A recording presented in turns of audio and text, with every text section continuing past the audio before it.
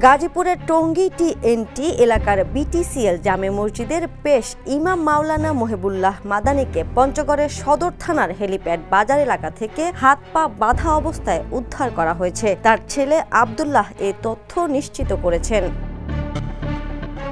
পঞ্চগড় সদর থানা পুলিশ বৃহস্পতিবার সকালে তাকে একটি গাছের সঙ্গে লোহার শিকল দিয়ে বাঁধা অজ্ঞান অবস্থায় উদ্ধার করে এবং স্থানীয় হাসপাতালে ভর্তি করেছে। মাওলানা মহিবুল্লাহ বুধবার ফজর নামাজের পর হাঁটাহাঁটি করতে গিয়ে অপহরণের শিকার হন। খোঁজ না পেয়ে তার পরিবারের সদস্যরা বুধবার রাতে টঙ্গী পূর্ব থানায় লিখিত অভিযোগ দায়ের করেন। স্থানীয়রা জানান, মাওলানা মহিবুল্লাহ জুমার খুতবায় হিন্দু সম্প্রদায়ের সংগঠন ইসকন ও হিন্দু ছেলেদের মাধ্যমে মুসলিম মেয়েদের প্রতারণার মাধ্যমে সামাজিক অবক্ষয় ঘটনার বিষয় নিয়ে সচেতনামূলক বয়ান দিয়েছেন।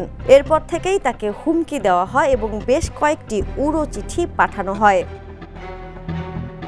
এ ঘটনায় পঞ্চগড় সদর থানার ওসি আব্দুল্লাহিল জামান জানান, মাওলানা মহিবুল্লাহ মাদানীকে উদ্ধার করে হাসপাতালে ভর্তি করা হয়েছে। তিনি বর্তমানে চিকিৎসাধীন রয়েছেন। Desk report, the news. দেশে দেশে সবার সাথে, দ্য নিউজ।